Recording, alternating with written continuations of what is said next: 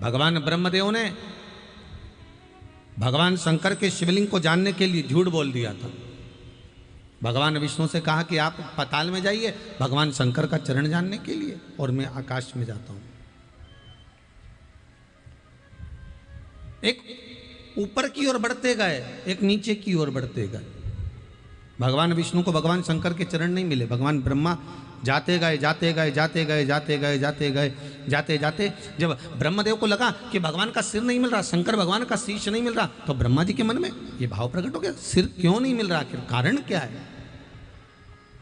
और अगर मैं नीचे जाऊंगा और भगवान विष्णु मुझसे पूछेंगे क्यों, तो मैं शंकर भगवान का सिर मिला, अगर भगवान को चरण मिल गया होगा तो मेरी तो खिल्ली उड़ जाएगी, मेरी तो हंसी उड़ जाएगी। तब ब्रह्मदेव ने केतकी के फूल को लिया, उससे कहा कि तुम चलो भगवान विष्णु के सामने चलकर कह देना कि ब्रह्मा जी को सिर मिल गया शंकर भगवान का।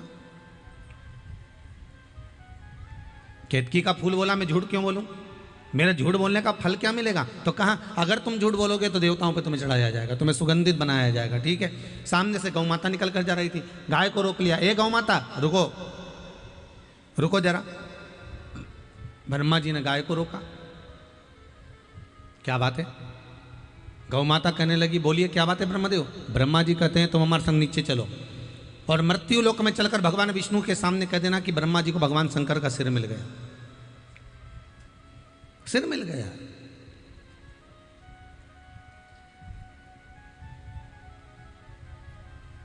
अब चलकर कह देना ये बात, ठीक है कह देंगे। पर गौ माता ने पूछा कि मैं चलकर बोल तो दूंगी पर मेरा लाभ क्या है। व्यक्ति झूठ कब बोलता है जब उसका कोई फायदा होता है। मेरा फायदा है क्या, तो कहा तुम्हारा फायदा एक ही रहेगा कि घर में सबसे पहली रोटी बनेगी ना तो गाय को दी जाएगी। ठीक बोल दिए झूठ। आ गए भगवान ब्रह्मा गौ और केतकी के फूल को लेकर भगवान विष्णु के पास। भगवान विष्णु ने पूछा क्यों ब्रह्मदेव, भगवान शंकर का सिर मिला कहीं। ब्रह्मा जी ने कहा वो तो बात की बात है, पहले बताओ आपको भगवान के चरण मिले कहीं। अब भगवान विष्णु ने तो एक ही शब्द कहा कि मुझे शंकर भगवान के चरण नहीं मिले। भगवान विष्णु ने जैसे ही बोला चरण नहीं मिले, एक बार मुख से सत्य निकल गया तो भगवान विष्णु का नाम सत्यनारायण पड़ गया। क्या नाम पड़ गया, सत्यनारायण।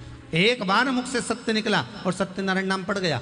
आपसे भी निवेदन है जिंदगी में आप रोज 24 घंटे सत्य नहीं बोल सकते तो कम से कम 12 घंटा तो सत्य बोलो। 12 घंटा भी सत्य नहीं बोल सकते तो कम से कम 3 घंटे ही सत्य बोल लो। 3 घंटे सत्य नहीं बोल सकते तो कम से कम आधा घंटा सत्य बोल लो। आधा घंटा भी सत्य नहीं बोल सकते तो 15 मिनट बोल लो। 15 मिनट भी सत्य नहीं बोल सकते तो कम से कम 5 मिनट तो ऐसा बनाओ कि मैं 5 मिनट 24 घंटे में से 5 मिनट ऐसा निकालूंगी जिसमें मैं सत्य बोलूंगी, मैं झूठ बोलूंगी।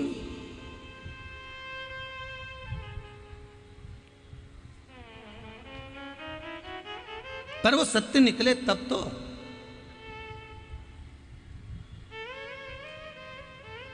अच्छा कई लोग सोच रहे हैं इतनी कथा भागवत हो रही है, जगह जगह पे इतनी कथा हो, लोग कितने लोग लाखों लोग गया जी में आते हैं, सब मरे हुए को छोड़े यहाँ पर पिंडदान करें तर्पण करें, कितने लोग तर जाते होंगे, कितने लोगों का गंगा जी नहाने जाते होंगे, कोई जाए काशी, कोई जाए इलाहाबाद, कोई जाए प्रयागराज, कितने लोग तर जाते होंगे, कितने लोगों को मोक्ष मिल जाता होगा, कितने लोग अपने अपने धाम में पहुँच जाते होंगे। तो एक ईमानदारी से बोलो कितनी कथा, कितना सत्संग, कितना प्रवचन, कितना शिवपुराण, कितनी भागवत, कितनी रामायण, कितने यज्ञ सब हो रहे हैं, तो कितने लोग सुनते हैं। और इतने लोग सुने सारे के सारे बैकुंठ चले जाते हैं क्या? जम के तो बोलो सब चले जाएंगे बैकुंठ।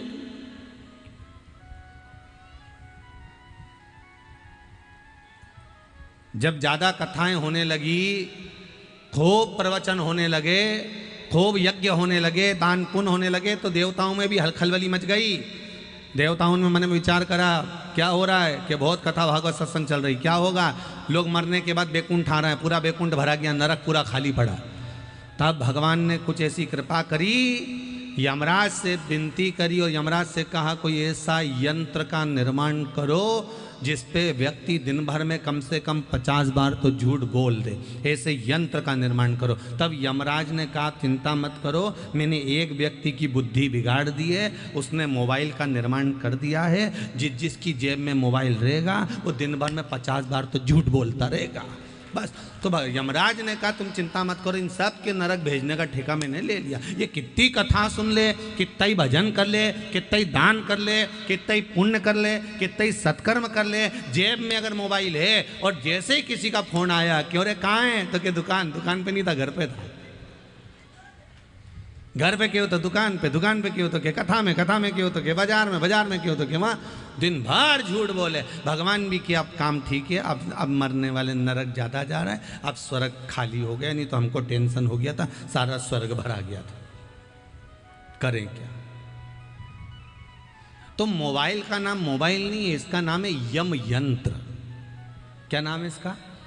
यम यंत्र। ये जितना करीब में रहता है इसका वाइब्रेशन जैसा जैसा बनता है वैसी वैसी धड़कन चलती है, कम निपट जाओगे और यमराज की कैद पड़ जाओगे। झूठ बोलता बोलता चले गए।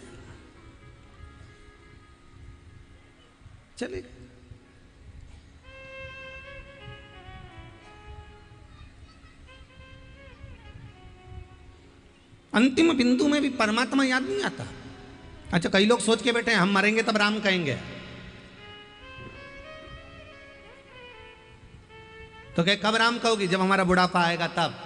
पर कोरोना महामारी में तो यही नहीं मालूम पड़ता कि कौन बुढ़ापे में गया कौन जवानी में, वो तो निपट गए तो निपट गए, कौन को मालूम।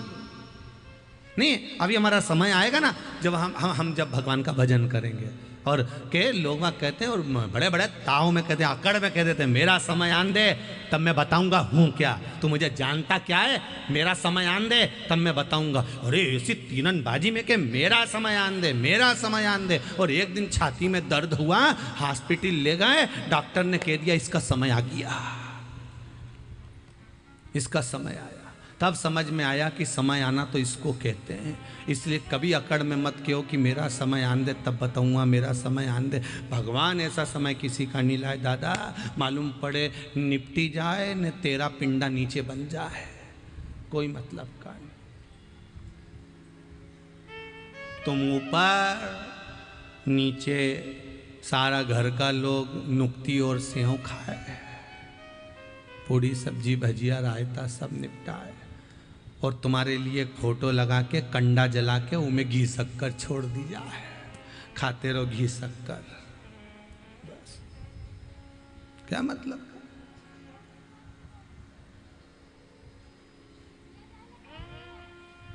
भजन चित्त स्मरण हृदय चित्त से हो। ब्रह्मदेव कह रहे हैं, ब्रह्मा जी के मन में होता है, किसी किसी के मन में भाव जागृत हो जावे, तो ब्रह्मा जी ने तुरंत कहा कि हुआ क्या। होता है कभी कभी मन में। एक माता जी के दरवाजे पर एक भिक्षुक रोज भिक्षा मांगने जाते हैं, माता भिक्षाम देई। माता जी रोज चिल्ला के दरवाजे पर कहते चल, जवान की जवान पड़ा निठल्ला, काम काज कुछ करता नहीं, मांगने आ जाता है, बट यहाँ से अम्मा जी उसको भगा। फिर वो आ जाए सुबह से 9 बजे, अम्मा जी भिक्षा दे दो, रोटी दे दो, अम्मा फिर भगा दे, अम्मा इसको कुछ दे। फिर मांगने आ जाए, अम्मा कुछ दे दे, माई कुछ दे दे भिक्षाम दे, अम्मा फिर भगा दे। एक दिन अम्मा जी कहीं चली गई, और अम्मा जी कहीं गई, माता जी कहीं गई, और ये भिक्षा मांगने पहुंच गया। अब पहुंच गया तो घर पे थी बहू, इसने आवाज लगाई, माता भिक्षाम देही। घर में से बहू निकल कर आई, बाबा चलो बाहर जाओ, हमारे यहाँ कुछ नहीं है, निकलो यहाँ से। अम्मा था ना, पहले समझा दे रही हूँ। बहू ने भी इसको भगा दिया।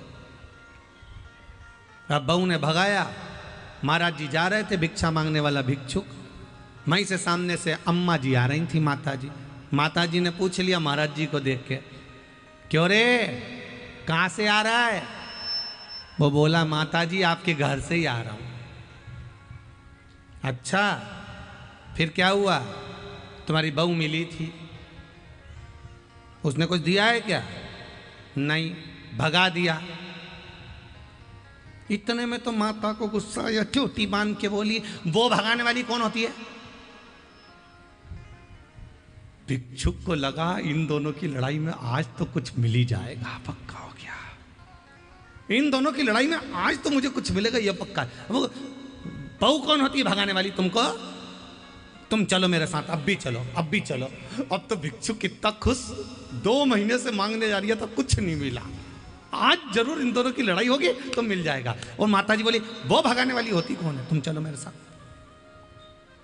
चलो मेरे साथ। और ले गई भिक्षा मांगने वाले उस भिक्षुक को, खड़ा कर दिया भिक्षुक को, अंदर गई। बहू, ओ बहू। बहू आई, क्या मम्मी तूने इसको भगाया? हाँ। तू कौन होती है भगाने वाली? घर किसका है? मेरा। तो तूने क्यों भगाया? तेरी इतनी हिम्मत कैसे आ गई? तो बहू बोली तुम भी तो रोज भगाती हो, तो तू मेरी होड़ करेगी? जैसा मैं करूंगी वैसा करेगी? तेरी इतनी हिम्मत? भगाऊंगी तो मैं भगाऊंगी, तेरी इतनी हिम्मत नहीं होना चाहिए कि तू भगा दे। तो भिखारी से कहा अब तुम जाओ, भग। भिखारी माथा पकड़ा, गजब, इतनी दूर से पकड़ के लेके आई। मैंने सोचा कि दोनों की लड़ाई में कुछ मिल जाएगा, पर वो लड़ी भी इस बात के लिए कि भगाऊंगी तो मैं भगाऊं। हे भगवान, भिक्षा।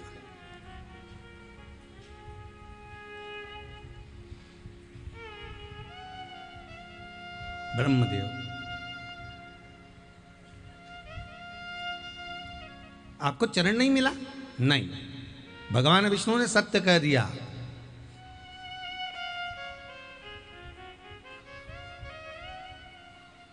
इसलिए कहते हैं स्कूलों में अगर बच्चों को गीता पढ़ाई जाए तो यह पक्का है बच्चे बड़े होकर अदालत में गीता पर हाथ नहीं रखेंगे।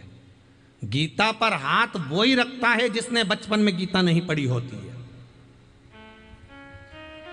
अदालत में खड़े होकर गीता पर हाथ रखने से पहले बच्चों को गीता पढ़ा दो कि अदालत में हाथ रखवाएंगे, कहवाएंगे कि तू सत्य बोल, उससे अच्छा है जिंदगी सत्यमय निकालो। सत्यम शिवम सुंदरम। जीवन में सत्य होगा, शिव मिलेगा, शिव मिलेगा तो जीवन सुंदर होगा। पर आज के ज़माने में लोग ना तो सत्य से मतलब रखते हैं, ना शिव से मतलब रखते हैं। उन्हें तो अपनी सुंदरता से मतलब होता है कि मैं सुंदर दिखूं।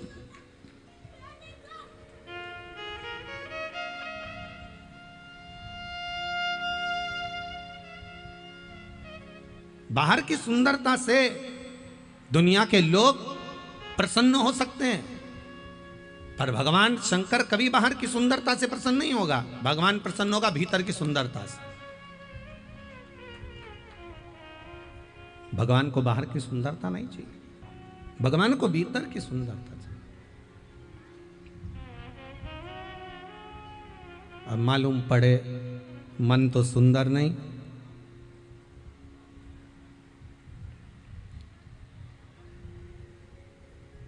भीतर से भजन का बल बढ़ाइए। व्यक्ति कब तक ठोकर खाता है? जब तक वो भीतर से हल्का होता है। भजन का बल उसका बड़ा नहीं होता तो वो ठोकर खाता है।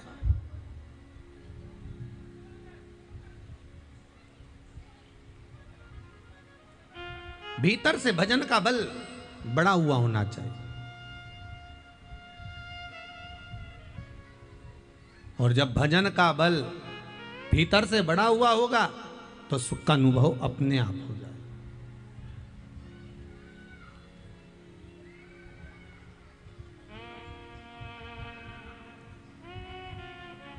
आपकी भक्ति का बल बड़ा हुआ होना चाहिए। एक माताजी ने लिखा है,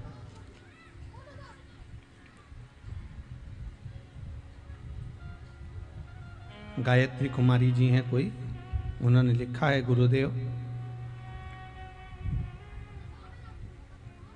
पशुपति व्रत हम करते हैं, पर जिस मंदिर में शाम के समय पूजा करने के लिए जाते हैं वहाँ मंदिर शाम को प्रदोष काल में बंद रहता है और देर से खुलता है। यदि खुल भी जाता है तो शिवलिंग के पास पूजन करने नहीं जाने देते। पहला सोमवार मुझे ये सब बिल्कुल भी नहीं पता था, इसलिए मुझे चौखट पर ही पूजन करना पड़ी। कोई बात नहीं, अगर प्रदोष काल में मंदिर बंद रहता है आपके यहाँ और आप शिव जी के मंदिर में जाकर शंकर की पूजन नहीं कर पाए, तो शंकर की चौखट तक तो पहुँच गए ना, उसके दरवाजे तक तो पहुँच गए। और यदि उसके दरवाजे तक पहुँचकर उसके दरवाजे की भी पूजन कर ली है आपने, उसके दरवाजे का भी स्मरण कर लिया आपने, क्योंकि शिव महापुराण की कथा तो यहाँ तक कहती है शिखर दर्शनम सर्व पाप नाशनम। आपने उसकी चौखट का भी अगर पूजन करा है, उसका मालूम पड़े प्रदोष में मंदिर बंद है या अंदर नहीं जाने दे रहा है, प्रवेश नहीं करने दे रहा है, पूजन नहीं करने दे रहा है, आप द्वार की पूजन कर लो, करो पूजन। वो कहे ना, आप जरूरी नहीं कि मंदिर के अंदर जाओगे तभी आप पूजन करोगे। तेरे मंदिर में आना मेरा काम है और मेरी बिगड़ी बनाना तेरा काम। आप भाव से जाकर एक बार निवेदन तो करो, उसको जाकर विनती तो करो। ठीक है, अगर आपके यहाँ के ब्राह्मण जन, पंडित जन, गुरुजन कहें कि आप शाम को मंदिर के अंदर प्रवेश मत करो, मत करो, द्वार की पूजन कर लो।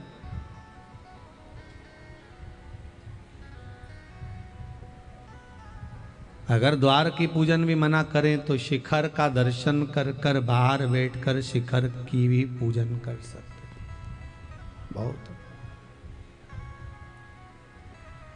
वो तो देव अधिदेव महादेव है, वो सब जानता है।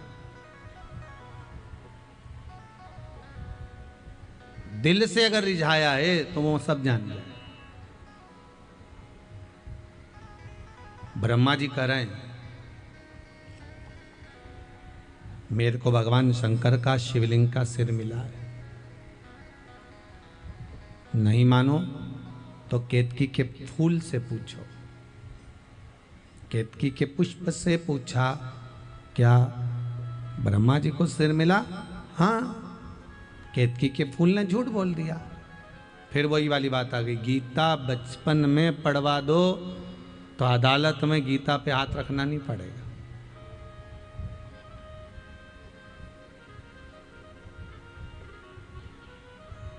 अगर बचपन में पढ़ा है तो फिर सुख मिलेगा जरूर। वो पढ़ा ही नहीं है गीता,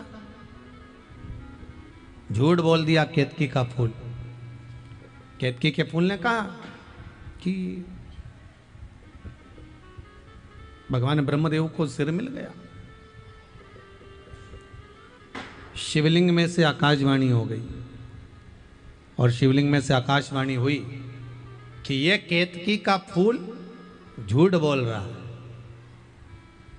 केतकी के पुष्प तूने मेरे सामने झूठ बोला है, मैं तुझे श्राप देता हूं। भगवान शंकर कहते हैं, केतकी के पुष्प सारे देवताओं पर तू चढ़ेगा पर शंकर भगवान पर कभी नहीं चढ़ेगा। शिव पर अगर भूल से भी केतकी का फूल चढ़ गया तो 1000 गौ हत्या के बराबर दोष लग जाए। इसलिए केतकी का फूल शंकर पर कभी नहीं चढ़ता।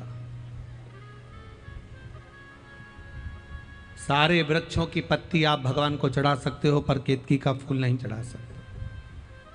श्राप है तुझको, सब पर चढ़ेगा पर शिव पर नहीं। ब्रह्मा जी ने कहा, अगर आपको विश्वास नहीं है तो गौ माता से पूछ लो कि मुझे भगवान शंकर का सिर मिला कि नहीं मिला। गौ माता से भगवान विष्णु ने पूछ लिया, हे गौ माता बताओ, क्या शंकर भगवान का सिर ब्रह्मदेव को मिला है? ब्रह्मा जी को सिर मिला है। अब तो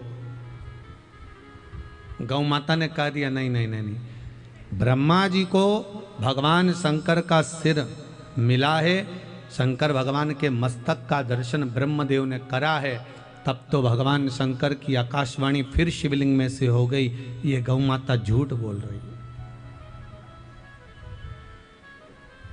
ये गौ माता झूठ बोल रही है।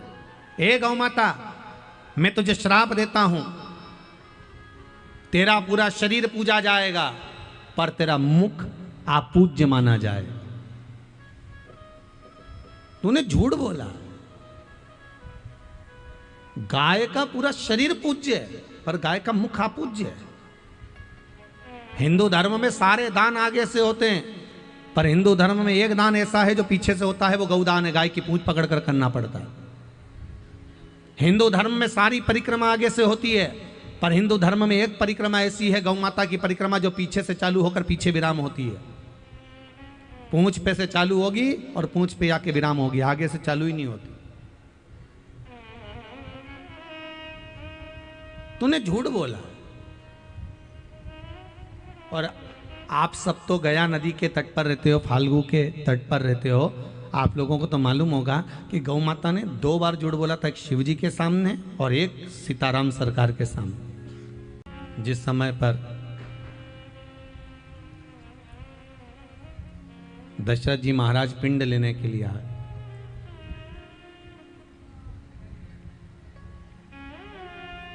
राम जी ने कहा, पिताजी पिंड तो दे दूंगा पर बनाऊंगा काहे से, अन्न का भाग नहीं है मेरे पास में, जाओ मैं कल पिंडदान करूंगा। राम जी भिक्षा मांगने गए, माता सीता दूसरे दिन स्नान करने चली गई। दशरथ जी फिर आ गए, बहू पिंडदान दो, अगर पिंड नहीं मिला तो मैं नरक चले जाऊंगा। सीता जी ने ब्राह्मण देवता से पूछकर फाल्गु नदी की रेत का पिंड बना लिया, बालू का पिंड बना लिया, पिंड दे दिया। ब्राह्मण ने संकल्प छुड़वा दिया, एक पिंड फाल्गु नदी को, एक पिंड ब्राह्मण को प्रदान करता, एक पिंड गौ माता को दिया।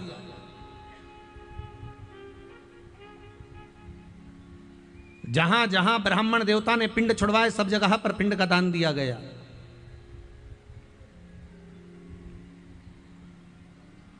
थोड़ी देर बाद राम जी आ गए, सीता लो चावल अक्षत, जल्दी पकाओ पिंड बनाओ। सीता जी कहती हैं, पिंडदान तो मैंने कर दिया, ना मानो तो ब्राह्मण देवता से पूछ लो। क्यों ब्राह्मण देवता? सीता जी ने पिंडदान करा।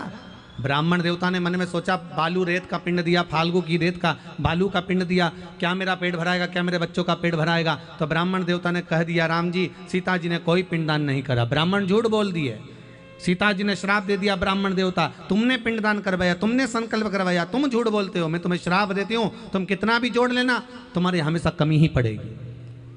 ब्राह्मण कितना भी जोड़ ले उसकी हमेशा कमी ही रहती है। दूसरा भाग फाल्गु नदी को दिया था। हे फाल्गु, आप तो बोलो कि मैंने पिंडदान करा है। फाल्गु ने भी झूठ बोल दिया, मेरी बालू उठाकर मुझ में डाल दी।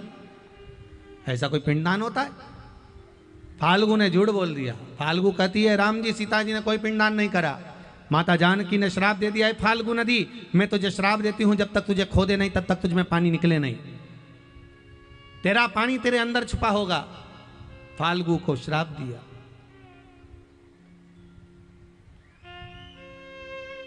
गौ माता खड़ी थी। गौ माता से कहा, ए गौ माता, एक पिंड आपको दिया है, आप तो बोलो कि मैंने पिंडदान किया, बोलो। गौ माता ने सोचा कि बालू रेत का पिंड है, बालू का पिंड है, क्या मैं खाऊंगी, क्या मेरा पेट भराएगा? गौ माता ने कह दिया, राम जी सीता जी ने कोई पिंडदान नहीं करा। सीता जी की आंख में आंसू भर गए। माँ, ए गौ माता, तुझे तो लोग माँ कहते हैं, और माँ होकर तू झूठ बोलेगी तो हम कहाँ जाएंगे? तूने झूठ बोल दिया। गौ माता, मैं तुझे श्राप देती हूं, तेरा पूरा शरीर पूजा जाएगा पर तेरा मुख अपूज्य माना जाएगा। तेरा मुख अपूज्य है। श्राप तो झूठ बोली है।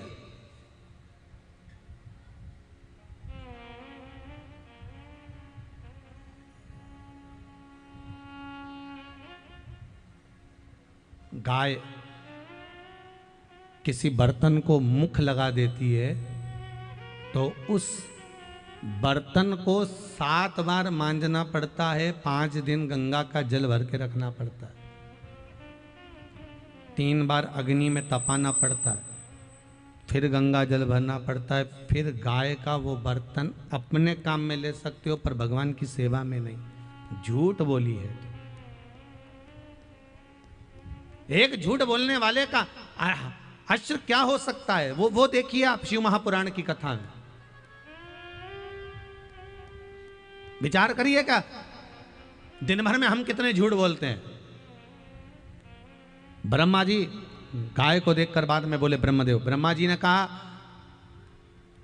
यह आकाशवाणी झूठी है। भगवान कहते हैं ब्रह्मदेव तुम झूठे हो। ब्रह्मा जी मानने को तैयार नहीं हुए, झूठ बोलते रहे बोलते रहे बोलते रहे। भगवान शंकर को क्रोध आ गया। शिव जी ने अपने पैर के अंगूठे के नख को तोड़ा, तोड़कर फेंका, काल भैरव प्रकट कर लिया। काल भैरव से कहा काट दे ब्रह्मा का सिर जिससे वो झूठ बोल रहा है। काट ब्रह्मा का सिर जिससे वो झूठ बोल रहा है। काल भैरव ने अपनी चीटी उंगली के नख को तोड़कर फेंका, फेंकते से ब्रह्मा जी का सिर कट गया। ब्रह्मदेव का सिर कटा। ब्रह्मा जी का सिर कटा, कटा हुआ सिर भी झूठ बोलता जा रहा है। ये आकाशवाणी झूठी है, आकाशवाणी झूठी है। देखो सत्य को प्रमाण की जरूरत नहीं पड़ती पर असत्य को प्रमाण की जरूरत है। झूठ बोलने वाला प्रमाण साथ में रखता है।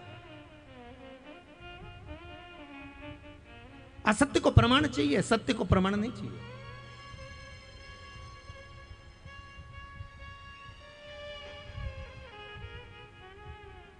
सत्य तो सत्य होता है।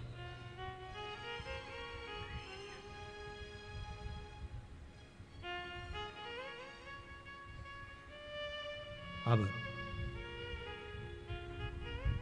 ब्रह्मा जी का सिर कटा, कटे हुए सिर के रक्त से एक नदी प्रकट हो गई जिसका नाम है कर्मनाशा नदी। उत्तर प्रदेश में आज भी वो बहती है। भारत की भूमि पर केवल एक नदी ऐसी है कर्मनाशा, जिसके पूरे घाटों पर लिखा हुआ ये कर्मनाशा, इसमें हाथ ना धोइए, इसमें पांव ना धोइए। अगर 7 पीढ़ी में भी किसी ने उद्यापन करा होगा, पुण्य करा होगा, पूजन करा होगा, भजन करा होगा, कीर्तन करा होगा, दान करा होगा, अगर इस कर्मनाशा नदी के पानी का छींटा लग जाएगा तो पूरे कर्म का नाश हो जाएगा, पूरे पुण्य का नाश हो जाएगा। इसका नाम कर्मनाशा। पूरी दुनिया में एक ही नदी है जिसका पानी कुत्ता भी नहीं पीता।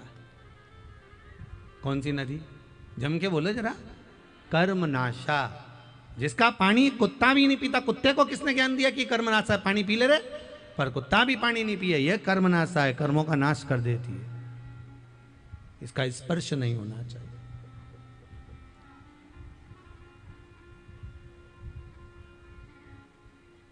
कर्मनाशा है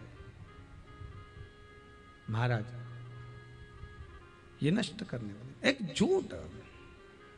शंकर भगवान को आप कुछ दें ना दें, शंकर भगवान को आप बेलपत्र दें, कुछ दें, धतूरा दें ना दें, शिव जी को जल चढ़ाए ना चढ़ाए, शंकर को दूध चढ़ाए ना चढ़ाए, दही चढ़ाए ना चढ़ाए, पंचामृत चढ़ाए ना चढ़ाए, पर शिव को अगर कुछ चढ़ाओ चाहे मत चढ़ाओ, शंकर को सत्य प्रिय है, क्योंकि शंकर को सत्य हमेशा भाता है। सत्यम शिवम सुंदरम, शिव को सत्य में आनंद है, सत्य में।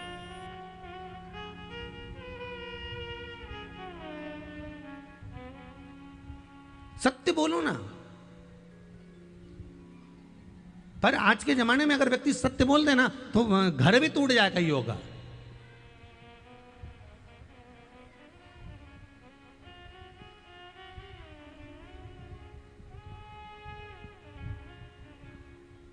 एक विद्वान से विद्वान ब्राह्मण भी एक नरक में पड़े हुए थे। तो गांव के लोगों ने पूछा, जब ऊपर गए मरने के बाद में, तो गांव के लोगों ने पूछा क्यों पंडित जी, तुम तो इतनी कथा कहते थे, तुम इतने प्रवचन कहते थे, तुम तो बहुत ज्ञान की बात करते थे, तुम तो नरक में पड़े हो। इतना बड़ा हमारा गांव का विद्वान पंडित तो नरक में पड़ा। पंडित जी बोले ये सब मेरी पत्नी के कारण हुआ है। तो तुम्हारी पत्नी ने क्या कर दिया ऐसा? पंडित जी बोले रोज मेरी पत्नी तैयार होकर मेरे सामने खड़ी होती और रोज मुझसे पूछती मैं कैसी लग रही हूं। तो इसमें नरक जाने वाली कौन सी बात आ गई? पत्नी ने पूछा तुमसे कि मैं कैसी लग रही हूं, तुमने क्या बोला? तो कि मेरे को एक ही बात तो बोलना पड़ती थी, बहुत अच्छी लग रही है। तो इससे नरक कैसे मिल गया? तो पंडित जी बोले रोज सुबह से उठ के झूठ बोलना पड़ता था ना। वो पूछती थी मैं कैसी लग रही हूं, मुझे कहना पड़ता था अच्छी लग रही है। अब भले अच्छी नी भी लगे तो भी झूठ तो बोलने होता है।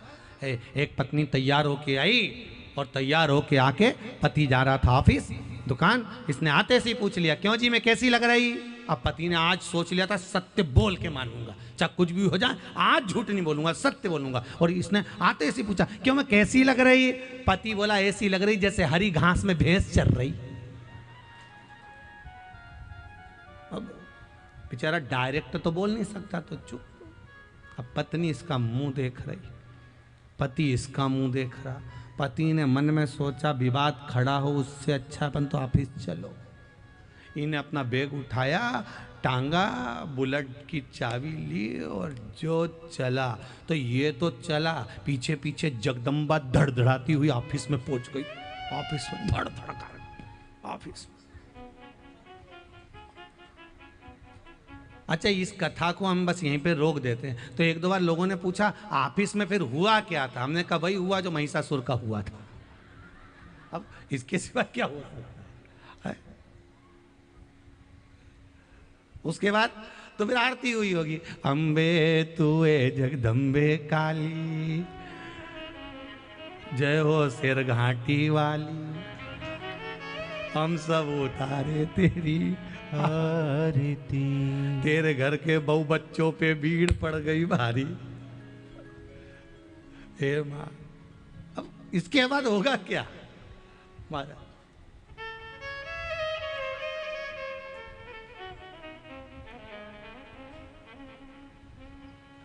शिव को सत्य प्रिय है।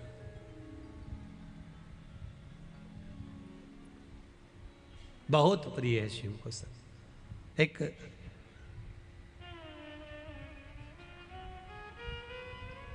एक कौवे को एक हंसनी पसंद आ गई। कौवा उस हंसनी को अपने घर ले आया। अब कौवा हंसनी को ले आया, हंस ने अदालत में केस लगा दिया, मेरी हंसनी को कौवा ले गया। वकील ने कहा हंस तू चिंता मत कर, तू ही जीतेगा, हंसनी हमेशा हंस की रही है, कभी कौवे की हंसनी हुई है क्या? जीतेगा तू ही। कौवे को मालूम पड़ा कि हंस ने अदालत में केस लगाया, तो कौवा भी अपने वकील के पास गया। ओ वकील साहब, कुछ भी हो जाए, हंसनी लेकर आया हूं, हंसनी मेरी होना चाहिए। वकील बोला कभी नहीं हो सकती, हंसनी हमेशा हंस की रही है, तेरी कभी नहीं हो सकती। नहीं, मुझे तो मेरी करना, क्या करा जाए? वकील ने कहा एक काम करो, जज के घर चले जाओ, थोड़ी सी रिश्वत दिया, हो जज से मिलो, ठीक है। कौवा रात को उड़ता उड़ता जज के घर पहुंच गया। जज साहब से कहा जज साहब, आपकी 7 पीढ़ी वैकुंठ में बैठी है कि नरक में? या तो कौवा जानता है या ब्राह्मण जानते हैं, और मैं आपकी 7 पीढ़ी को देख रहा हूं। आपकी 7 पीढ़ी वैकुंठ में है कि नरक में? या तो कौवा जानता है, ब्राह्मण जानता है। इसीलिए तो श्राद्ध में कौवे को और ब्राह्मण को भोजन कराया जाता है, क्योंकि कौवे को मालूम है कि इसकी 7 पीढ़ी कहां पर है। मैं जानता हूं आपकी 7 पीढ़ी कहां है। जज साहब बोले कहां है मेरी 7 पीढ़ी? वैकुंठ में बैठी है।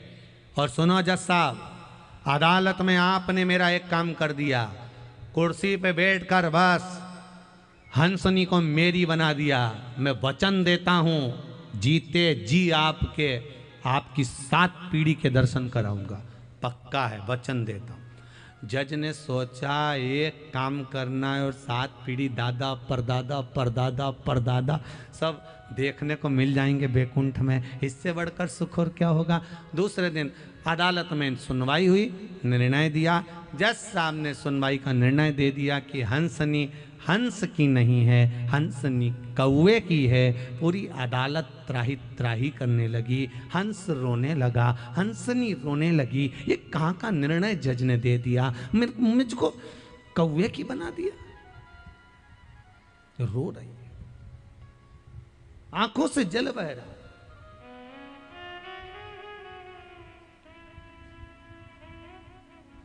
सब रोते रोते चल दिया। जज ने कौवे से कहा, कौवे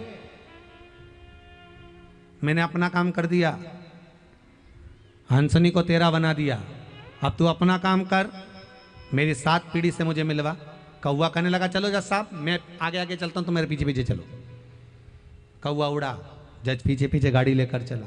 चलते चलते शहर से, गांव से, नगर से, खेड़े से बाहर निकल गए, जंगल में पहुंच गए। कौवे ने कहा, जज साहब उतरो गाड़ी से नीचे। जज जैसी गाड़ी से नीचे उतरे, वहां तो बहुत बदबू आ रही थी। जज ने अपने मुख पर रुमाल रख लिया। कौवे बहुत बदबू आ रही है। कौवा बोला, और आगे आओ। जज और आगे बढ़ा, और आगे आओ, और बढ़ा, और बदबू आ रही है। इतनी बदबू में क्यों लेकर आया? कौवा कहता, और आगे आओ। जज और आगे गया। मरा हुआ कुत्ता पड़ा था, उस कुत्ते के पास में सफेद इल्लियां पड़ रही थी। कौवे ने कहा, जज साहब ये जो सफेद वाली इल्ली दिख रही है, ये तुम्हारी दादी जी है।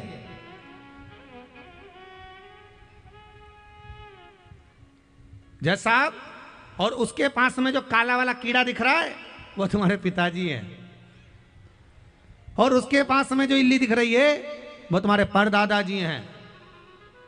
जज साहब बोले, रे कौवा, तू तो कहता था कि मेरी 7 पीढ़ी बैकुंठ में है, तो तू इस नरक में क्यों दिखा रहा है? कौवा कहता है, जज साहब जिस समय मैंने कहा था उस समय आपकी 7 पीढ़ी बैकुंठ में थी, केवल आप अपनी कुर्सी पर बैठकर एक झूठ बोल दिए, इसलिए आपकी 7 पीढ़ी बैकुंठ से उतरकर नरक में गिर गई है। केवल एक झूठ बोलने से आपकी 7 पीढ़ी यहां आकर गिर गई। अब विचार करना, जब एक झूठ बोलने से 7 पीढ़ी जज साहब की नरक में आ जाती है, तो तुम दिन भर मोबाइल पे कितना झूठ बोलते हो, तो तुम्हारे दादा परदादा कहां मिलने वाले? विचार करिएगा जरा।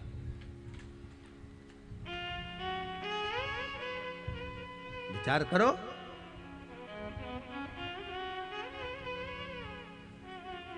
तुम तो सोचते हो कि पिंड दे दिया तो पिंडा छूटा।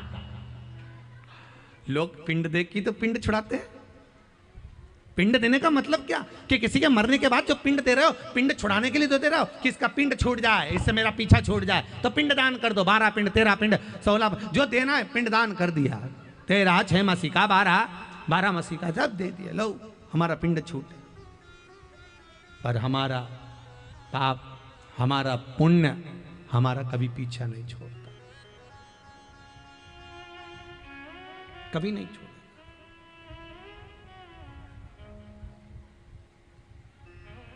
आपके भीतर भजन का बल बढ़ाइए। श्री शिवाय नमस्तुभ्यम का बल बढ़ाइए, शंकर के भजन का बल बढ़ाइए। असत्य को छोड़कर सत्य के मार्ग पर चलने का प्रयास करें।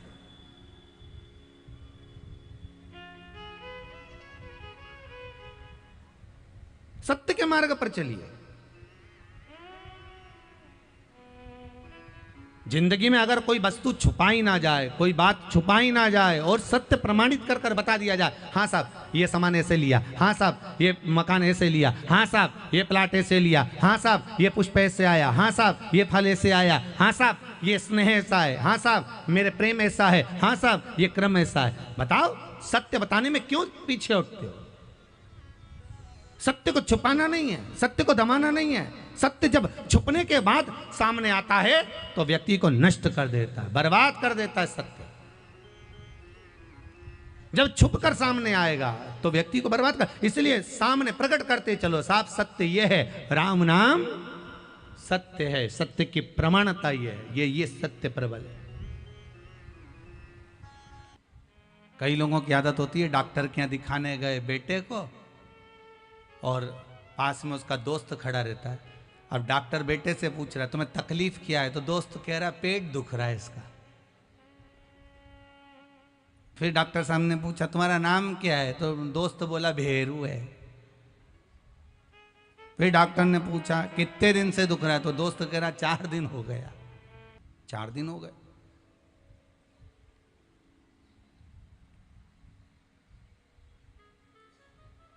डॉक्टर ने कहा तुम्हारे पिताजी का नाम क्या है? कि लखन सिंह। अच्छा, वो नहीं बोला, दोस्त बोला लखन सिंह।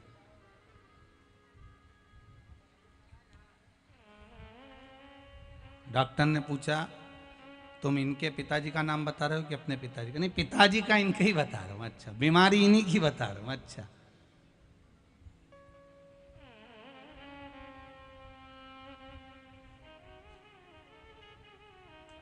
अब बताओ रोग किसी को है, बता कोई रहा। रोग किसी को है, बता कोई रहा। श्रेष्ठता कहां से आएगी? जिसको तकलीफ हो, जिसको दुख हो, जिसको कष्ट हो, अगर भगवान के सामने जाकर वो प्रार्थना करे तो दुख कटेगा कि नहीं कटेगा? अरे बोलो तो जम के, कटेगा ना। वो खुद तो कहे नहीं, वो स्वयं तो बोलता नहीं।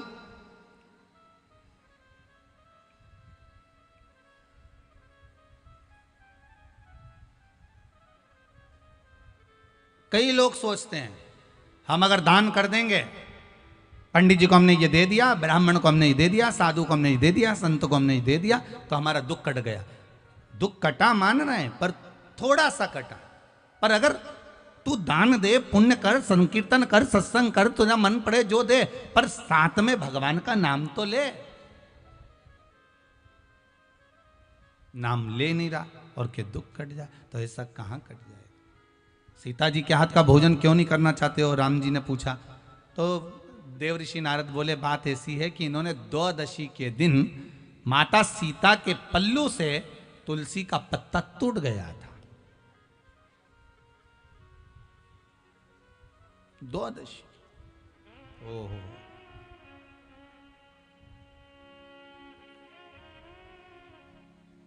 क्या जानकी जी को यह नहीं मालूम कि द्वादशी, चतुर्दशी और संक्रांति के दिन अगर तुलसी का पत्ता टूट जाता है तो क्या सीता जी को यह ज्ञात नहीं है कि ब्राह्मण का मस्तिष्क काटने का दोष लग जाता है? क्या जानकी जी को इस चीज का भान नहीं है?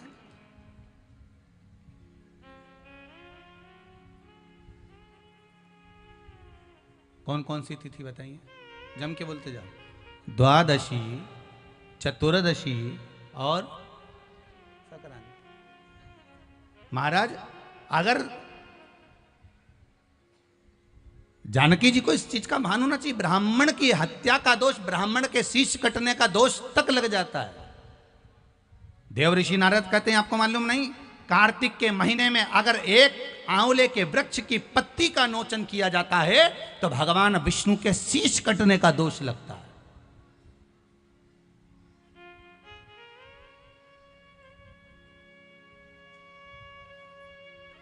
आज के जमाने में माताएं इतनी होशियार हो गई हैं, माताएं आंवले के वृक्ष के नीचे पूजन करने नहीं जाती हैं। अपने परिवार वालों से बोलते थी जाते जाते एक काम करना, आंवले की थोड़ी सी डाली तोड़ के ले आना, डाली तोड़ के लाना, वो रख लेगी गमले के अंदर, पूजन कर लेगी, पूजन छुट्टी हुई। शास्त्र कहता है अगर तुम्हारे घर के गमले में आंवले का वृक्ष लगा है तो पूजन करो, पर आंवले की डाली को आंवला वृक्ष, आंवला नवमी के दिन या कार्तिक के महीने में आंवले की एक पत्ती भी तुम्हारे हाथ से नहीं टूटना चाहिए। भगवान विष्णु के सिर कटने का दोष लग जाता है महाराज, शीश कटने का दोष, भगवान विष्णु के शीश कटने का दोष।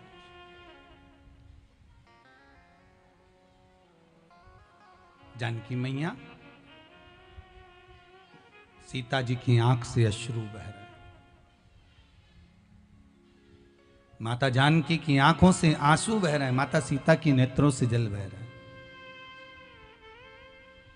देवऋषि नारद से पूछा, जो तुलसी का दल द्वादशी को टूट गया है, मान लो अगर द्वादशी को टूट गया, चतुर्दशी को टूट गया, संक्रांति को टूट गया, तो इसका कोई निदान तो होगा कि नहीं होगा?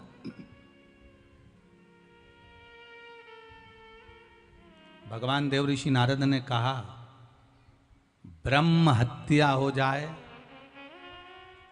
बाल हत्या हो जाए, गौ हत्या हो जाए, उसका तो निदान है, पर द्वादशी के दिन तुलसी का पत्ता अगर तोड़ा गया है तो उसका कोई निदान नहीं है। ध्यान दीजिएगा जरा।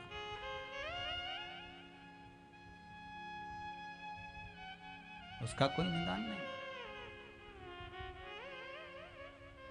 कुछ तो होगा देवऋषि नारद, कुछ तो उपाय होगा जो मैं कर सकती हूं।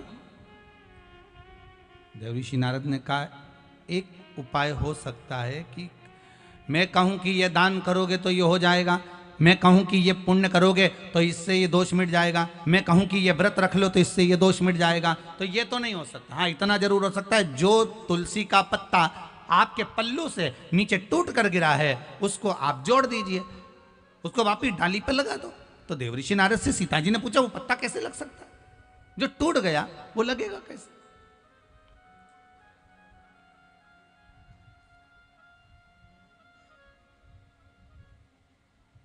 जो पत्ता मान लो टूट चुका है तो वो डाली पर लगेगा कैसे देवऋषि नारद? नारद जी ने कहा,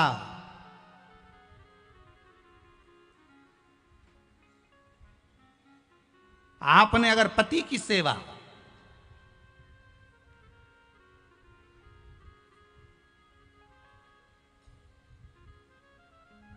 करी है और अपने पहले पति को समर्पित कर कर जो भी ग्रहण करा वो पति को समर्पित कर कर करा है, तो फिर पति की सेवा करी, पति को परमेश्वर माना, और जो भी आपने ग्रहण किया, जो भी आपने स्वीकार किया वो पति को समर्पित कर कर करा है, तो ये पक्का है कि वो तुलसी का पत्ता जुड़ जाएगा। इतने में तो सीता जी बोली, मैंने आज तक कोई भी सामग्री बिना पति के तो खाई नहीं, यहां तक वस्त्र भी पहनती हूं तो पहले पति का स्पर्श करा लेती हूं।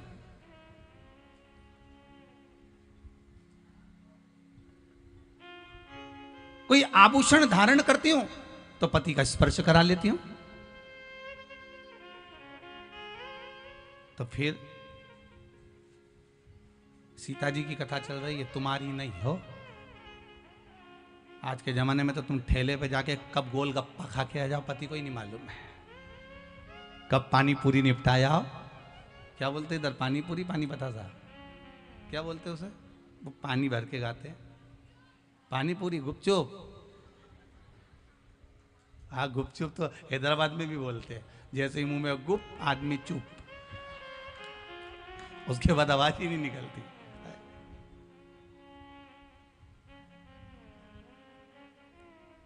अब कहाँ खा कर आ गए, तुमको तो पति को ही नहीं मालूम पड़ता बेचारे को कि खाया कि नहीं खाया, कहाँ गई थी, क्या करा। अब यहाँ तो सीता जी का, अगर आपने पति को समर्पित कर कर वस्तुओं को ग्रहण किया है, स्वीकार किया है, पति को परमेश्वर मानकर सारी वस्तु समर्पित कर कर ग्रहण करी है, तो वो पत्ता आपसे जुड़ जाएगा। सीता जी बोली, मैंने सब वस्तु ऐसी ग्रहण करी है, पति के बिगाड़ कोई काम करा ही नहीं, उनसे कोई बात छुपाई नहीं, उनको कोई बात रही नहीं। तो फिर सीता जी ने कहा, अब भी जाती हूँ। सीता जी पहुंची, नारद जी को भी ले गई, राम जी को भी ले गई। सीता जी ने पत्ता उठाया, हाथ जोड़कर निवेदन करा, हे तुलसी के पत्र, कृपा करो माँ तुलसा, हे माँ तुलसा, हे पटरानी, कृपा करिए, ये तुलसी का पत्ता अगर मैंने अपने पति को सर्वस्व समर्पित कर कर सेवा करी है तो ये तुलसी का पत्ता वापस डाली में लग जाए। सीता जी आधे घंटे तक बैठी रही, वो तुलसी का पत्ता नहीं लगा, तुलसी का पत्ता नहीं लगा। आधे घंटे तक माता जानकी बैठी रही, तुलसी का पत्ता नहीं लगा। सीता जी की आंख में जल भर गया, आज कौन सी गलती मुझसे हो गई। मैंने पति को परमेश्वर माना है, पति के चरणों का मैंने स्मरण करा है, पति के भोजन की थाली में मैंने भोजन ग्रहण किया है, जैसा मेरे पति ने कहा उसके अनुकूल मैंने कर्म किया, फिर क्या रह गया ऐसा। देव ऋषि नारद बोले, मां कुछ ना कुछ तो तुमने अपने पति से छुपाया है और जिसको तुमने ग्रहण कर लिया और बताया नहीं है, ये पक्का है। क्या करा था इन्होंने, याद करो कथा का शुरू क्या करा था। जो फूल आया था उसको पति को बिना बोले सूंघ लिया, बिना समर्पित किए सूंघा। वो पुष्प सीता जी को ज्ञात नहीं हुआ कि मैंने कोई कर्म बेकार करा ही नहीं। मैं जानती हूं मैंने बेकार कर्म नहीं मां। तब देवऋषि नारद ने कहा, मां समध्याने से पुष्प आए थे, फल आए थे, मिठाई आई थी, उस फल फूल मिठाई में से आपने एक पुष्प को सूंघ लिया था, याद करिए। हाँ देवऋषि नारद गलती हो गई। नारद जी ने राम जी को देखा, राम जी ने नारद को देखा, राम जी बोले अच्छा हुआ इसने तूने सुधार दिया। राम जी देवऋषि नारद को बोले, बुलाया ही तेरे को इसलिए था कि इसकी गलती दिखा दी जाए। माताओं की गलती दिखाना बड़ा कठिन काम है, बहुत कठिन। पति अपनी पत्नी से कह देना तूने मम्मी से ऐसा क्यों कहा, बस उठते में तो जगदम्बा हो गई, तैयार बस फिर बोला। अब गलती दिखाना ही तो दिक्कत है। सबसे बड़ी तो तकलीफ यहाँ शास्त्र रहता है ना, आप अपने साथ में कोई मित्र ले रहा है, कोई सखा रह रहा है, कोई शिष्य रह रहा है, कोई गुरुजन रह रहा है, कोई व्यक्ति आपके साथ में रह रहा है, आप उसकी गलती तो गिनवा दो कि तूने ऐसा करा, तूने ये करा, तूने मेरे साथ झूठ बोला, तूने प्रपंच करा, तूने छल करा, तूने ये बात क्यों छुपाई। तुझे अगर विश्वास था अपने गुरु पर, तुझे विश्वास था अपने मित्र पर, तुझे विश्वास था अपने सखा पर, जब वो व्यक्ति आपसे कुछ नहीं छुपा रहा तो तूने क्यों छुपाया ये बात, तूने क्यों छुपाई कि मैंने ये नहीं करा, मैंने वो नहीं करा। छुपाया क्यों, अगर तू बता देता तो सब क्लियर होता चले जाता, पर छुपाओ क्यों।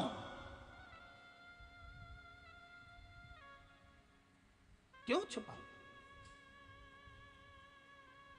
हम तो यहां तक माताओं से कहते हैं, मायके से अगर कोई वस्तु मिली है ना तो तुम तुम्हारी सास को बता दो, मम्मी ये मायके से मिली है। सास भी खुश हो जाएगी, बाबा थारा ससुराल थारा मायका वाला बहुत अच्छा है, कितना जोरदार जोरदार सामान दे, मम्मी ये लेकर आई हूं। छुपाने की जरूरत क्या, वो तो जब तुम छठ पे निकाल कर पहनती हो तब सास को नजर आती है कंजन कहां से लाई है, तब नजर आए कि ये सामान कहां से आया, ये सामग्री कहां से है। तो सास का भी मन तो क्या, ये तो तूने मुझे बताया ही नहीं था, हाथ की पाटली बनवाई तूने दिखाई ही नहीं, चूड़ा बनवाया तूने दिखाया ही नहीं, बिछोड़ी ली तूने दिखाई ही नहीं, पायल ली तूने दिखाई नहीं, तब सास का मन दुखता। और त्योहार पे अगर सास का मन दुखे तो अच्छी बात का, जो मिले सत्यता का भाव रखिए, सब सत्य में बता दो कि ऐसा हुआ, ये सामने रख दिया, ये ऐसा था, वो वैसा था, वो पराया था, वो मेरा था, ये सब सम्मुख में रख दीजिए। विवाद का सारा काम समाप्त, विवाद का सारा काम समाप्त।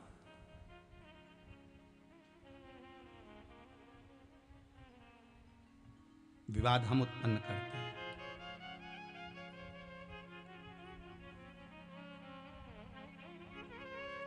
एक बात समझ में नहीं आती, व्यक्ति को सत्य बोलने में दिक्कत क्या होती है, आज तक समझ में नहीं आया। बस मरते हैं तब लोग कहते हैं राम नाम सत्य है। अब जो मरा है वो उठ के सत्य बोलेगा क्या, तो जीते जी बोलो ना। दिवाली मिलने जाओ तो हैप्पी दिवाली मत कहो, जाते से कह दो काका जी राम नाम सत्य है, सेठ जी राम नाम सत्य। सेठ जी कुर्सी से नीचे धड़, क्यों रे मेरा बुरा चाहता है, नहीं नहीं नहीं, मरने के बाद लोग सत्य बोलेंगे तब आप नहीं बोल पाएंगे, तो हमने सोचा आज ही सत्य बोल ले, थोड़ा बहुत तो बोल लो रे राम नाम। अरे बोलो तो, अभी भी घबरा रहे हो तुम तो, बोलो जरा अच्छे से राम नाम। पीछे वाली तो बोल ही नहीं रही है, अच्छे से बोलो राम नाम सत्य है, और वो अटल है, अजर है और अमर है। राम का नाम ही केवल सत्य रहेगा, बाकी का सब संसार मिथ्या झूठा, सब जितने तुम्हें अपने नजर आ रहे हैं सब चोटे नंबर 1 के, सब चोर। एक भी अच्छा नहीं है। जैसे रात को मरेगी ना, आधी रात के सब बहुएं नोच नोच के निकाल लेगी, सब चोटे घर में जितने। तुम अच्छा नाटक कर लो, अच्छा तुम एक काम करो, आधा 1 घंटा रात्रि को यूं मर जाओ अपने आप ही, ऐसी डिजाइन में सांस मास रोक के पड़ जा,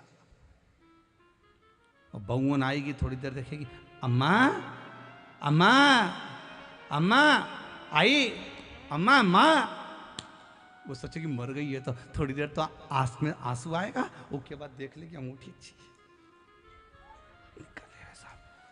सब निकुल के। अब रोना भी है और निकालना भी है, तो सब रोते रोते सब निकाल के पल्लू में बांध के फिर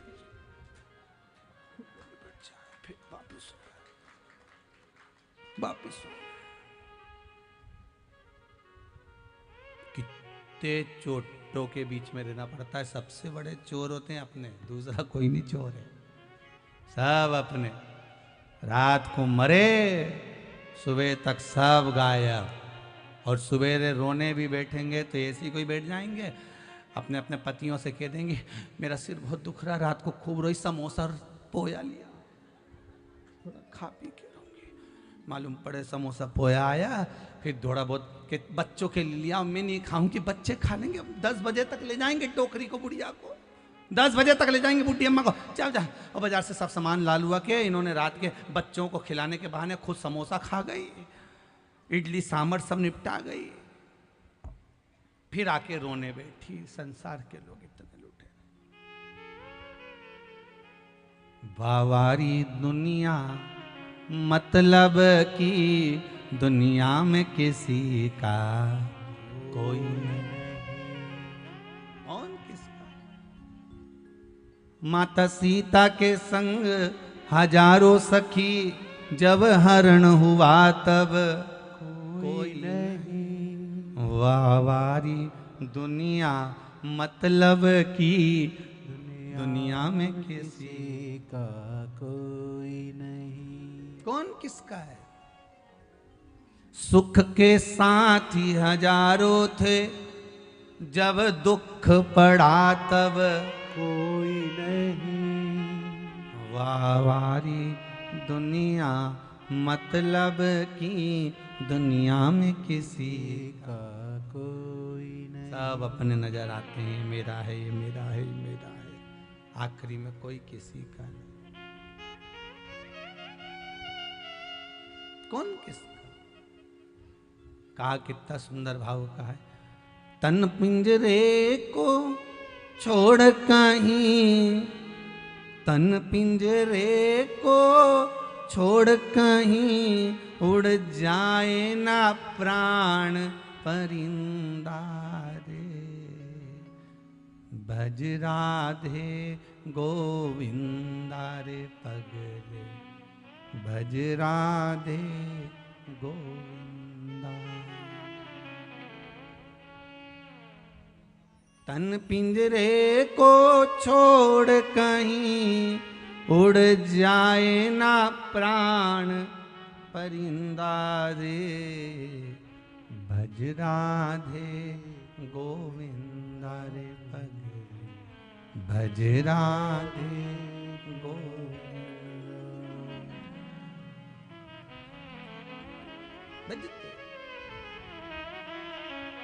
अंतिम बिंदु है, प्राण छूटेंगे। सत्य सत्य बोलने में क्या जाता। सीता जी को ध्यान आया, हाँ मैंने एक गलती करी थी, जो फूल आए थे उसमें से मैंने पुष्प को सूंघ लिया था। भगवान राम को बिना दिए, राम जी के बिना सुगंधित लिए मैंने सूंघ लिया। अब क्या करूं? अब बोलो क्या करा? देवऋषि नारद ने कहा माता जानकी एक काम करिए, अब तुलसी के पत्र को कहिए कि कमल के पुष्प की जो सुगंध ली है उसको छोड़कर, अगर मैंने पति की सेवा में कोई कमी रखी हो और उनसे कोई चीज बिना दिए मैंने समर्पित कर ली हो, बिना दिए मैंने अगर ग्रहण कर ली हो, तो मेरा ये तुलसी का पत्र अगर ऐसा हो तो अवश्य लगे। अगर कुछ रह गया हो, कमल के पुष्प की सुगंध के सिवाय अगर मैंने कुछ रह गया हो। सीता जी ने विनती करी, तुलसी का पत्ता उड़ा, उड़कर वापिस पुनः उसी डाली में वापिस लग गया, वापिस लग गया। देवऋषि नारद से माता जानकी जी ने कहा अब तो आप भोजन करेंगे ना मेरे हाथ का? सीता जी बोली आप भोजन करोगे ना देवऋषि नारद? नारद जी बोले हाँ अब मैं भोजन करूंगा। चलो माँ चलते। तब देव ऋषि नारद ने जानकी जी के हाथ का भोजन ग्रहण करा। ध्यान देना, आंवला नवमी के दिन आंवले के वृक्ष की पत्ती मत तोड़ना। जिस दिन माता तुलसा का स्मरण कर रहे हो, द्वादशी तिथि हो, चतुर्दशी तिथि हो, संक्रांति हो, आदिकादिक जो तिथियों का वर्णन करा गया है विष्णु पुराण आदिक में, उन तिथियों को तुलसी का दल मत तोड़ो। अब आप लोग कहोगे गुरुजी वैकुंठ चतुर्दशी आएगी, तो उस दिन तो आप बताते हो कि हरिहर मिलन होता है। रात्रि को 12 बजे से लेकर सुबह 4 बजे तक शंकर भगवान पर तुलसी चढ़ती है वर्ष में एक बार, और भगवान लड्डू गोपाल पर, शालिग्राम भगवान पर बेलपत्र चढ़ती है। उस बेलपत्र और तुलसी को सुबह 4 बजे से पहले पहले शहद की शीशी में रखा जाता है, और उस शहद को जो बच्चा माइंड से कमजोर होता है, बुद्धि से कमजोर होता है, जो पढ़ने में कमजोर होता है, जिसका विवेक काम नहीं करता, कोई कंपटीशन एग्जाम उसका निकल नहीं रहा होता है, तो 1 महीने उस बच्चे को वो शहद चटाया जाता है, तो बच्चा विद्वान हो जाता है। माता पिता को कहना नहीं पड़ता कि पढ़ने बैठ पढ़ने बैठ पढ़ने बैठ, बच्चा खुद पढ़ता है। माता पिता नहीं कहते फिर कि पढ़ने बैठो, वो खुद पढ़ेगा। तो वैकुंठ चतुर्दशी के दिन आप कह रहे हो कि चतुर्दशी के दिन तुलसी नहीं तोड़ना चाहिए, द्वादशी के दिन तुलसी नहीं तोड़ना चाहिए, तो फिर वैकुंठ चतुर्दशी के दिन जो चढ़ाना है 1 दिन पहले आप उसको रख लो संजोकर। शिव महापुराण की कथा तो यहां तक कहती है कि अगर आप सोमवार का व्रत करते हो, संकट सोमवार का व्रत करते हो, 16 सोमवार का व्रत करते हो, और आप सोमवार के दिन अगर बेलपत्री के वृक्ष से बेलपत्र तोड़ रहे हो, तो उसका भी दोष है महाराज, उसका भी दोष है। 1 दिन पहले तोड़। कई लोगों की तो आदत रहती है आज सोमवार है, आज ही पत्ती तोड़वाएंगे, उसका दोष लगता है। भगवान, कई लोग कहते हैं महाराज जी, एक माता जी ने लिखकर भेजा था, व्हाट्सएप पर भेजा हुआ था समिति के, कि गुरुदेव हम सारे उपाय करते हैं, इसके बाद भी हमको तकलीफ क्यों रहती है, कारण क्या है उसका? उसका कारण कोई दूसरा नहीं, देवताओं पर कभी दोष मत देना, कारण हमारा अपना होगा कि हमारा कार्य क्यों नहीं हो रहा, उसका कारण हम खुद हो सकते, हम खुद हो सकते। भगवान क्यों नहीं मिलता, उसका कारण हमारा खुद का है। जैसे मान लो कोई तुमसे कहे कि भैया देखो ये सामान मिला ना, और ये सामान मिला कर एक ये औषधि तैयार करना, और औषधि में तुम ये नींबू निचोड़ लेना, और नींबू निचोड़ कर जब तुम खाओगे तो तुम्हें आराम लग जाएगा, जब तुम पाओगे तो तुम्हारा रोग, तुम्हारी बीमारी है वो समाप्त हो जाएगी। अब तुमने तो खाया, उसके बाद भी तुम्हारा रोग समाप्त नहीं हुआ, बीमारी समाप्त नहीं हुई, तो तुम क्या कहोगे? उसने तो गलत बता दिया। बोलोगे कि नहीं बोलोगे? तो वो पूछेगा क्यों, मैंने बताया था तुमको ये लेना ये लेना ये लेना, साथ में नींबू निचोड़ना, नींबू निचोड़ कर उसका रस उसमें मिलाकर खा लेना, उससे तुम ठीक हो जाओगे। फिर ठीक क्यों नहीं हुए, उसका कारण क्या था? तुमने तो गारंटी ली थी कि मैं ठीक हो जाऊंगा, फिर गारंटी में गया कहाँ? आखिर वो गारंटी गई कहाँ? जब सियोर वाला महाराज इतना छाती ठोक ठोक के कहे कि ये करो इसके करने से ये फल मिलेगा, ये करो इसके करने से ये फल मिलेगा, फिर हमारा काम क्यों नहीं हुआ, हमें दुख क्यों मिला, हमें तकलीफ क्यों मिली, उसका कारण समझ लेना। तुमने तो कहा था कि नींबू निचोड़ना, ये दवाई खा लेना, तो आखिर वो दवाई असर क्यों नहीं करी? तो उन्होंने पूछा बताओ क्या क्या करा? हमने ये लिया ये लिया ये लिया, उसके बाद हमने नींबू काटा, नींबू काट के हमने नींबू निचोड़ा, नींबू निचोड़ के हमने फिर खाया, पर हमारी बीमारी तो मिटी नहीं। सबकी बीमारी मिट गई, फिर तू क्यों रह गया? भगवान शंकर ने सबका सुना, फिर तू क्यों रह गया? तुझे दुख क्यों आ गया? तुझे तकलीफ क्यों आ गई? फिर से बता कि मैंने ये डाला ये डाला ये डाला, नींबू निचोड़ा, फिर उसको खाया, पर मुझे आराम नहीं लगा, उसका कारण क्या है? तो फिर जिसने दवाई बताई थी उसने पूछा ये बता कि तूने नींबू निचोड़ा तो कैसे निचोड़ा? कि ऐसे ही निचोड़ा। नहीं नहीं, नींबू तूने निचोड़ा तो निचोड़ा कैसे? अरे तो उसको काटा। अच्छा, तो काटा कैसे? कि लोहे के चक्कू से काटा। बस दवाई वाले ने कह दिया, वो चक्कू जो था ना वो लोहे का था, और लोहे के चक्कू का जो उसमें पदार्थ लग चुका था और लोहे के चक्कू का उसमें जो जंग था वो आ गया था और वो निचोड़ने पर पूरी दवाई का नाश कर दिया, इसलिए तेरा काम नहीं हुआ। नींबू निचोड़ना था तो जैसे लोग वो कांदा नहीं रहे, कांदा कैसे फोड़ दे, ऐसे नींबू को फोड़ के और उसका रस निकाल कर, वो प्याज होता ना, प्याज को काट की जगह ऐसे फोड़ दिया, अब उसका रस निकाल कर तो जो नींबू का रस निकाल कर घोट के पी। अब की बार उसने वही करा, ना चक्कू से काटा ना तलवार से काटा, उसने नींबू को डोचा, उसका रस निचोड़ा, खाया, वो ठीक हो गया, रोग समाप्त।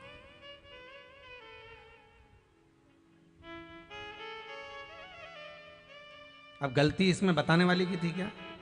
जम के तो बोलो, बोलो तो थी। गलती किसकी थी? अपनी। उसने कहा था नींबू निचोड़ना, इसने चक्कू से काटा। लोहे के चक्कू का भाग पदार्थ जंग उसमें लग गई, उसका असर दवाई का खत्म। गलती हमारी। आप आए नहीं और सुबह हो गई, मेरी पूजा की थाली धरी की धरी रह गई। क्यों नहीं?